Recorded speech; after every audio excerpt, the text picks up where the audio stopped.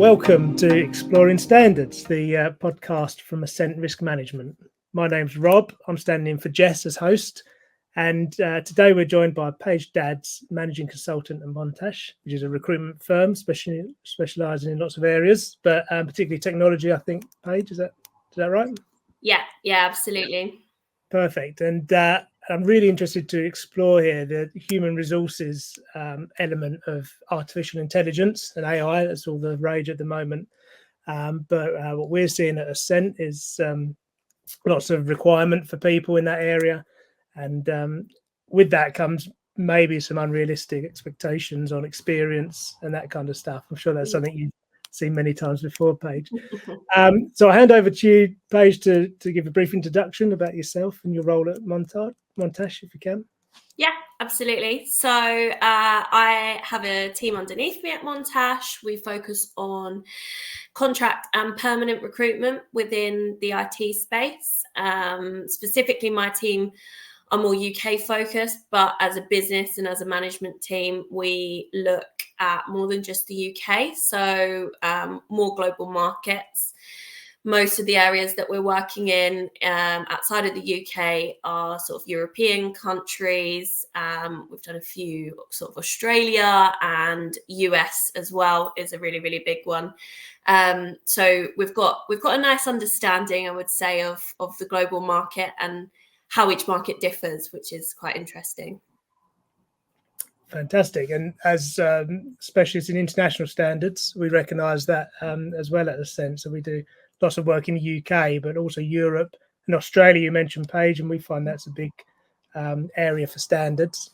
Maybe not so much in the US. They have their different approaches, but I think it is building over there. But one of the really interesting things in this area at the moment is the new standard for AI, which is ISO 42001. So that's a management system for sort of ethical use of AI. And with that comes a need for people who know the industry as well as knowing the standard. And that's what I'm really interested to hear from you today. What are you seeing come through sort of your desk in terms of AI roles in the industry? Is it growing? Yeah. What kind of things are people looking for?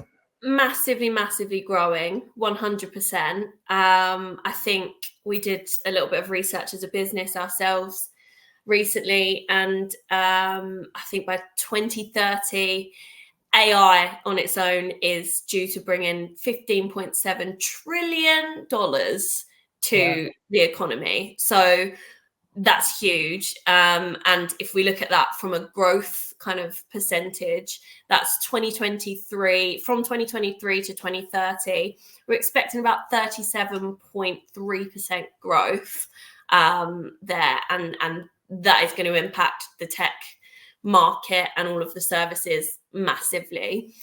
From my perspective, when AI came out as a buzzword, as a new exciting sort of toy for the market, everyone was talking about it, but no one really fully understood it. So it's taken a little while for people to start really understanding what AI is and how they can use it. And then the compliance around that has kind of followed behind somewhat. And I think that there are various different areas of the world, the EU, US, and the UK, who are managing that compliance and the legislation that follows very, very differently. So, yes, it's really, really interesting. Lots of work to be done for sure, and massively growing. I think it's where you want to be if you're in tech right now. Yeah, I think you're probably right. It's definitely a buzzword, but I don't think it's going to go away anytime soon. Really interesting you mentioned compliance there, Paige, because I'd imagine a lot of the roles initially are kind of the building of AI, so like the tech, the operational roles. But are you seeing now kind of compliance roles that have AI specs in them and sort of the framework around it? Yeah, so I think that it's going to kick off massively in next year, I would say. I think a lot of what we're seeing this year has been requirements for data consultants, data scientists, and sort of towards this half of the year more of the like developers and the people who can actually implement it. So from my understanding at the moment, the market has gone from we want AI to we need to figure out how to get our data into a place where we can implement AI. And now they're like, okay, now how are we going to implement AI within our business? Where is this useful? And the follow-on conversation from that is, of course, if we're going to implement this AI into our business, how can we ensure that that's compliant? And I think you will find with business in general, especially the IT space, businesses tend to follow on from insurance, finance, and legal sectors. I would say finance is one of the biggest ones. Insurance kind of follows that, and finance naturally are very, very heavily regulated already. So what they're looking for at the moment is guidance around what the legislation will be, for AI in various different countries, and how they will need to consider that whilst they are building these tools. So yes, compliance is being spoken about a lot at the moment. But I do think there needs to be a huge education piece with the people who have those resources and that knowledge, with businesses, directly, because it does seem like a bit of a grey area in the UK market, at least. I would say the European market, you're looking at a lot more structure. There's a lot more focus around GDPR, ethics in AI, things like that. And I think they're probably a little bit further along the road than perhaps the UK market at the moment. Okay, that's interesting to hear. Yeah, I think as consultants, or sort of compliance consultants, we sit in that very early stage at the moment, just waiting for that to filter down. And obviously we've got the standard that's been published, the ISO 42001, but there needs to be a market for that. We need people that want to take on that standard. And it's really interesting you talk about the sectors there, because we always feel that we sit kind of slightly below the legal requirements, because obviously legal stuff you have to do anyway as a business. There's no option there. So that's the mandatory. And the bit that we kind of deliver is the best practice and the improvement. And that's where we're hoping this standard will provide a framework to help people to not only meet the legal requirements and prove it, but also to just improve business as a whole.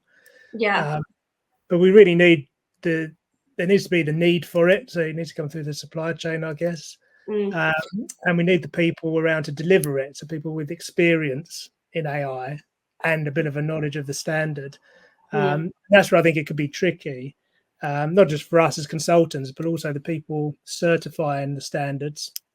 So the certification bodies and UCAS who accredit them, they need people with the skills, and that's where I think there's going to be an issue, because AI in this form hasn't been around that long. What are you finding, Paige, in terms of what companies expect experience-wise? Are they realistic, or is it?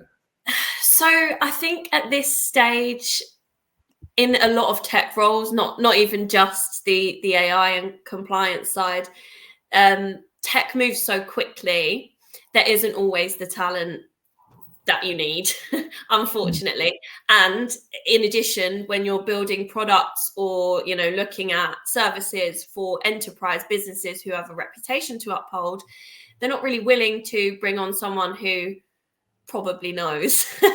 they need someone at the highest standard, and they have to have all of these varying experiences based on different technologies, the markets that they're working in, lots and lots of different things. And it does mean that although the tech market has been more quiet and there is a lot more talent available now than per se like 2 years ago, where we were working really candidate short, I would say just as a result of a lack of education available in the market, I would say, and also a lack of we've seen a start of kind of like grassroots focused initiatives with recruitment, where we're really looking to try and like bring in the new generation of the tech market and train them in these hottest topics. But again, it comes down to how do we train them if we don't have the knowledge or the learning to be able to learn ourselves. So, you know, from my perspective at the moment, there are a lot of data scientists or data consultants who are going in, advising on how AI can improve their businesses, and they're very much aware, they make it their business to be aware of compliance, specifically AI. But I was having a chat today with somebody and they said, oh, I heard you mentioned about the new ISO management system with AI. I didn't even know that existed. I'm going to look into that and I'll come back to you and I'll let you know what I think. But I wasn't even aware of it. And again, I think it's just really like being able to raise awareness and shout about the fact that, hey, there is compliance, there are guidelines, there are resources and people that you can speak to get a holding and an understanding of what the industry needs. And I think those are the people initially that we need to make sure we're training and informing properly, so that can filter down, and eventually we will be able to have, you know, AI compliance officers. I just think in general right now that knowledge sharing isn't where it needs to be. Yeah, I think you're probably right. I think we all have a responsibility to promote this stuff as well, right? So especially us as consultants, we're aware of the standard, and we did an exercise with our consultants to break out what we thought the standard wanted, you know, what the requirements were, which is a good start, but also until you see it in the real world, you never fully know how it's going to be applied. And now's probably a good time to do that, because as you say, people are perhaps moving from different tech roles, are starting to get some experience. But while it's the early days of this, and you mentioned the legislation earlier, and there's things like the EU AI Act, and all over the world they're legislating this. We're probably in early days of that. So it's probably a good time for people to start to move into these roles. Absolutely. Now, so that when the need's there, we've got the resource that we need. Definitely. And I would say it's not that the need isn't there right now.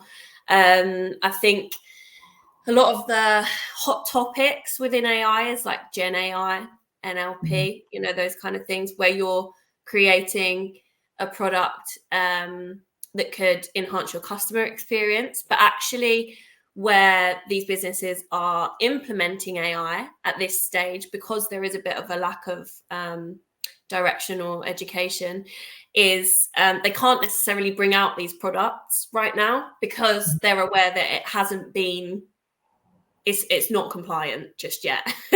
And so they need to be able to bring in compliance officers or someone to look at how they are, you know, utilizing AI compliantly, to make sure that it's not so much of a risk to put some of these customer facing products out there. So actually what you tend to find at the moment is lots and lots of businesses initially are looking at how they can utilize AI for internal sort of improvement. So how can you use AI to increase just the value of their data, I guess, and to be able to bring out insights for their sales, their marketing, their operations teams. And I think that's a lot of what is actually active from a project perspective at the moment. And I think the more guidance we get, the more understanding there is, the more the less risk, I suppose, that there is as a result of the compliance work that we're doing, the more we're going to see these like big talked about Gen AI, LLM, ML, you know, all of these things come out to actually produce customer facing products that are going to change the world, really. But we have to reduce that risk first before we can start investing in those types of products. Yeah, definitely. I mean, it's quite an interesting term, AI, isn't it? Because the way that we tend to use it now, it's not always what you kind of define as AI. A lot of it's kind of machine learning or just some clever tech stuff that's maybe not as clever as it looks. But I think for the purposes of this, we kind of wrap it all up as AI nowadays, don't we? And you're starting to see AI come through in products you've already got. So like Microsoft 365, they've got Copilot, and that's going to be, you know, eventually that'll be available to everyone who uses Microsoft. And I think that's happening in other places. I think I saw on Canva the other day, so where you can make sort of graphic design. But they've got a generative sort of option in there. They're calling AI. So So even if you're not intentionally planning to use AI or to build an AI tool, it's going to get to you in your work. It's coming for sure. And that's where the interesting thing with the standard, I guess, because it's the standard applies to the people that use AI as well as sort of building it and in AI. So it's a standard that's open to everyone. And you mentioned risk there, Paige, and obviously a lot of ISO standards are about managing risk. And this one in particular also has a requirement for an impact assessment. So looking at your use or your development of AI and how that might impact individuals or societies or organizations as a whole. And that could be really interesting going forward. I think it's just so important as well. And I've mentioned it before and I'll mention it again, but I think a lot of the standards surrounding AI that are coming out, that's part of the focus are, making sure that things like unconscious bias aren't just integrated within these tools that we're using, and we're not just, trusting whatever comes out of that straight away. So from the conversations I've had, businesses need to increase things like sampling, just to look at what's actually coming out at customer level and how has that been influenced. So we really need to increase those sort of sampling needs, I guess, from businesses. And equally, I think all of these things are almost like tying in very nicely with a lot of enterprise businesses focus right now on CSR, ESG, on making sure that they are creating a culture environment, a customer experience that is, ethical, sustainable, and is doing right by the world. All businesses at the moment, it's very, very important that you can prove to do that. And what better way to do that in the tech market than ensure that you are up to scratch when we're talking about AI and the ISO management system that's followed with that.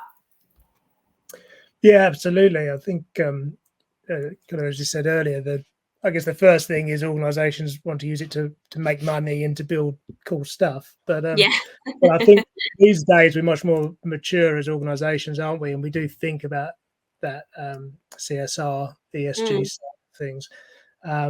And it sounds like you're seeing that coming through earlier on in the cycle. So it's kind of do you think it's a conscious consideration of employers now that when they put massively? I mean, we see now like businesses won't work with you as a supplier unless you can prove that you are focusing and doing some, actual work that you have receipts for to prove, that you are focused on CSR and whatnot. And if working, with management systems such as this can boost your business when it comes to CSR and things like that, then it seems like a real no-brainer to make sure that that's right at the top of your list when you're talking about AI products. Yeah, no, sounds good. So I guess you're dealing with employers as well as candidates on your page quite regularly. Yeah. So would you have any advice to both of those parties? I guess it's different advice, but if you've got an employer that's sort of advertising a role that has an AI aspect, what would your advice be to them? And then also perhaps to a candidate that's either looking to enter that industry or maybe moving from another tech position, what would your so my advice to clients would be don't pretend that you know exactly what you need if you don't. There's a reason that consultancies like yourself exist and like us, we exist purely to be able to advise and put the right talent or the right people with the right experience into your business to be able to say, this is going to work, but it's only going to work if X, Y, Z. And I think missing that consultancy part and thinking, we know all about AI, we've got loads of AI specialists, we're going to run with this, this is what we want to do, and just steamrolling ahead without necessarily taking that advice from third parties, it might end up coming back at you. So I would personally ensure that you are speaking to third parties, or at least speaking to your network and around you, and making sure that you have considered all of the options, especially things like compliance and the risk that comes with that. Because I think we're all learning as an industry. And if we can all share our knowledge and admit that we don't necessarily know everything, then we all become a lot stronger for that. So when it comes to clients, we don't have to pretend we know everything. Let's share knowledge. Let's act as a real network and continue to move things forward within IT. And then from a candidate perspective, AI is definitely where it's at, whether it's compliance, developer, architect. Yes, as much information, as much exposure you can get to AI, go and get it for sure. It will pay off to you, if not now, very, very soon in the future. And I would also, point out that there are a huge number of services from a kind of more HR and training perspective. If you know where to look, I think LinkedIn is an amazing place. You can find communities all over the place. There are businesses that are set up purely to train people in tech. You might be frustrated that in your current role, your current business can't give you that exposure to AI. It may be because the market is a little bit further behind than where you want to be right now, but there are other options. There are other ways to improve your skills, and just really look into that. And it will pay off. It will pay off in the long run. Fantastic. Well, I think we're agreed then that AI is here to stay. For sure. It's early days, so it's a good time to get into any of those roles or any of those areas. Yeah. And as the legislation starts to be enacted across the world, I guess that's when, from our point of view as ISO consultants, that's where the system's really going to pick up traction. Yeah, absolutely. Lots to look forward to. Absolutely. I'm excited. Yeah, me too. Well, Paige, thanks so much for joining us on the podcast today and for all your insights on AI. Really appreciate your time. It's been good to talk to you. No problem. Thank you for having me. And we'll be back again soon with another episode of Exploring Standards. So bye-bye.